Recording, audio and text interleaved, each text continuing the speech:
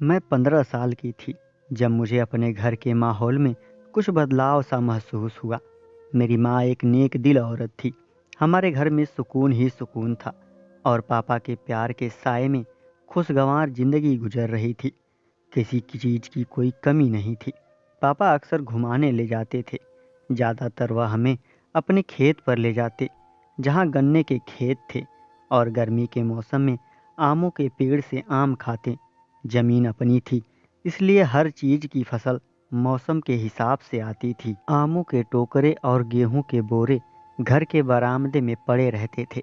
नौकर ही नहीं, बल्कि फकीर भी पेट भर कर खाते थे। भोजन के साथ साथ घर में मोहब्बत भी थी, जो अक्सर दौलतमंद लोगों के घरों में कम ही होती है। पापा मेरी माँ से इश्क की इंतहा तक मोहब्बत करते थे। वो तो जैसे बस उनकी सूरत देखकर ही जीते थे। माँ जो भी फरमाइश मुंह से निकालती, पापा उसी वक्त उसे पूरी कर देते थे। मैंने ऐसी मोहब्बत करने वाला पति कहीं नहीं देखा, जैसा मम्मी के नसीब में था, और इतना अच्छा पापा किसी का नहीं देखा जैसे मेरे पापा थे। दरअसल पापा ने माँ से पसंद की शादी की थी, इसलिए उनके घर वाले इस शादी में शामिल नहीं हुए थे। पापा के घर वाले 6 साल तक मम्मी से नहीं मिले, क्योंकि जब पापा शहर से अपने गांव जाते तो मेरी माँ को साथ नहीं ले जाते थे। वजह यह थी कि पापा ने अपनी माँ की पसंद की लड़की से शादी ना करके उस लड़की को छोड़कर मेरी माँ से शादी कर ली थी। तभी दादा दादी ने हुक्म दे दिया था कि तुम्हारी पत्नी हमारे गांव में नहीं आनी चाहिए। जब मेरी माँ 3 बच्चों की माँ बन गई, तब दादा ये दुनिया छोड़कर चले गए थे, और तभी पापा ने सभी रिश्तेदारों को मना लिया और फिर पहली बार अपनी पत्नी बच्चों को गांव ले गए। तब तक उस लड़की की भी शादी हो गई थी, जिससे दादी पापा की शादी करवाना चाहती थी। शहर में पापा का काफ़ी अच्छा बिजनेस था। कारोबार के सिलसिले में उन्हें अक्सर बाहर जाना पड़ता था। मेरी बहन और भाई दोनों स्कूल जाते थे। मैं उन दिनों 10वीं कर चुकी थी। सर्दियों का मौसम था। मैं धूप देखने छत पर गई थी। जरा देर में ही धूप तेज लगने लगी तो सीढ़ियों से आंगन में आई। तभी एक आदमी को गेस्ट रूम में बैठा देखा, जिसके लिए माँ किचन में कुछ लेने गई थी। मैंने गेस्ट रूम में झांका कि देखूं तो सही कौन आया है। कोई अजनबी सूरत थी। पहले कभी इस मेहमान को ना देखा था। या ना तो मेरे पापा का कोई रिश्तेदार था और ना मेरी माँ का। माँ के रिश्तेदार तो कभी हमारे घर आते ही नहीं थे। फिर वह आदमी मुझे घूर घूर कर पूरी दिलचस्पी से देखने लगा तो मैं पीछे हट गई। मुझे उसका यूं अजीब सी नज़रों से देखना बुरा लगा। माँ किचन से निकली तो मुझे देखकर घबरा गई। मेरे बोलने से पहले खुद ही बोली, यह मेरे दूर के रिश्तेदार हैं, आज अचानक मिलने आ गए। इनके आने का अपने पिता को मत बताना, क्योंकि वह मेरे रिश्तेदारों का यहाँ आना पसंद नहीं करते। जानती हो ना तुम। मैं कुछ बोले बिना ही अपने कमरे की तरफ जाने लगी तो माँ ने कहा, ठहरो, इनसे मिल तो लो। मेहमान से यूं मुंह फेर कर जाना बुरी बात है। मैंने कहा, मैं नहीं मिलती, अभी इनको देख कर आ रही हूँ, मुझे अच्छे नहीं लगे ये। मैं यह कहकर अपने कमरे में चली गई। माँ मेरा मुंह ताकती रह गई। वह आदमी थोड़ी देर बैठकर चला गया। उसके जाने के बाद मैंने महसूस किया मम्मी कुछ परेशान सी हैं, जैसे उनके दिल में कोई बात हो। 2-4 दिन गुजर गए। मैं यह बात भूल गई कि मम्मी का कोई रिश्तेदार मिलने आया था। यह कोई ऐसी खास बात तो थी भी नहीं। रिश्तेदार तो मिलने आते ही हैं। यहाँ तक तो सब ठीक चल रहा था, मगर जब यही आदमी 2-4 बार हमारे घर आया तो मुझे अजीब सा लगा, क्योंकि यह आदमी मुझे पहले से ही अच्छा नहीं लगता था। और मैंने मम्मी से पूछा कि आपका ये रिश्तेदार उसी वक्त क्यों आता है जब पापा दूसरे शहर गए हुए होते हैं और बहन भाई स्कूल में होते हैं। सिर्फ मैं और आप घर पर अकेले होते हैं, और आप जब मुझसे ये कहती हैं कि इनके आने का तुम किसी से जिक्र मत करना, तो मुझे अजीब सा लगता है। आप मुझे मजबूर करती हैं कि आओ, इनसे मिलो, थोड़ी देर बैठो, बात कर लो। क्यों? माँ ने मुझे टालने की कोशिश की, पर मैं ना टली तो तंग आकर कहने लगी, यह मेरा नहीं बल्कि तुम्हारा रिश्तेदार है, और यह मेरे खातिर नहीं बल्कि तुम्हारी खातिर आता है। तुमसे मिलने, तुम्हें देखने आता है। अपनी माँ के मुंह से ऐसी बातें सुनकर मैं परेशान हो गई, रोने लगी। पहली बार माँ के सामने जुबान खोली। मम्मी, कोई माँ ऐसी बात अपनी बेटी से कभी नहीं कर सकती। आप कैसी माँ हैं?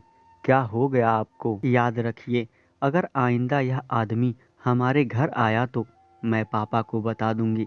मम्मी मेरे तेवर देखकर डर गई। कहने लगी, आज तुमको सच बताना ही पड़ेगा। मेरी बेटी, मेरा दिल साफ है, मैंने कोई जुर्म नहीं किया। ये आदमी जो यहाँ आता है, तुम्हारा सगा बाप यही है, और यहाँ सिर्फ तुमसे मिलने की तड़प लेकर आता है।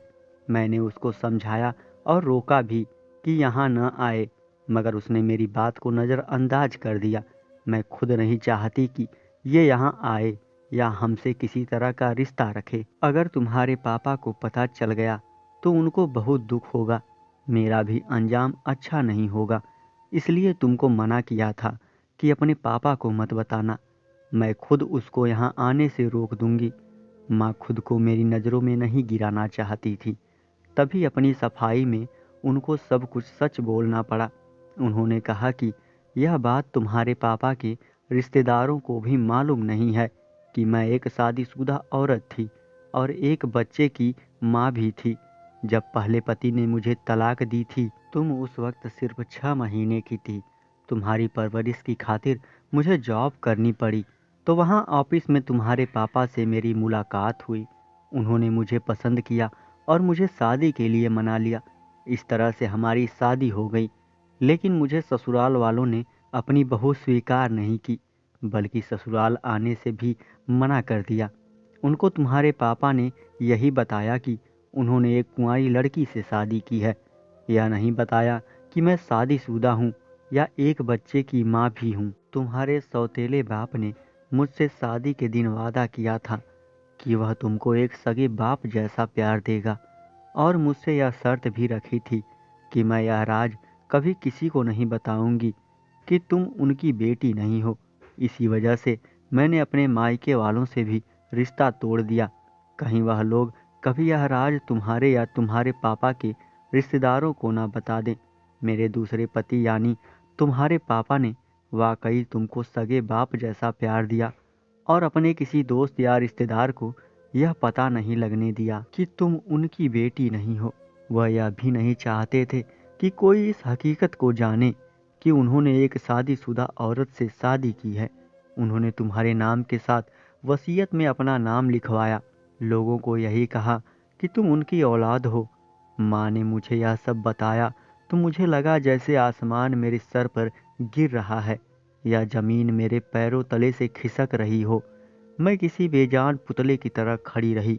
माँ ने मुझे बाजू से हिलाकर कहा कि क्या हो गया है, तुम होश में तो हो? इतनी सी बात पर तुम्हारे होश जवाब दे गए हैं। इतनी सी बात है मम्मी, ये। मैं रोने लगी। यह बहुत बड़ी बात है, मेरे लिए तो कयामत आ चुकी है। वह आदमी जिससे मैं अपनी जान से भी ज़्यादा प्यार करती हूँ, जिसको अपना सगा बाप मानती हूँ, आपने उस हस्ती को मुझसे छीन लिया एक पल में, और आपको एहसास भी नहीं हुआ कि आपने कितना बड़ा जुल्म ढा दिया है मुझ पर। और वह आदमी जिसने 6 महीने की बच्ची को छोड़ दिया और आपको तलाक दे दी, अचानक अब फिर से आकर उसी ने मेरी दुनिया तबाह कर दी। मुझे इस आदमी से बिल्कुल भी कोई मोहब्बत और लगाव महसूस नहीं हुआ, जो मेरे असल बाप होने का दावेदार था। बस बहुत हो चुका, अब आप उसको मना कर दें। वह कभी भी अब यहाँ न आए।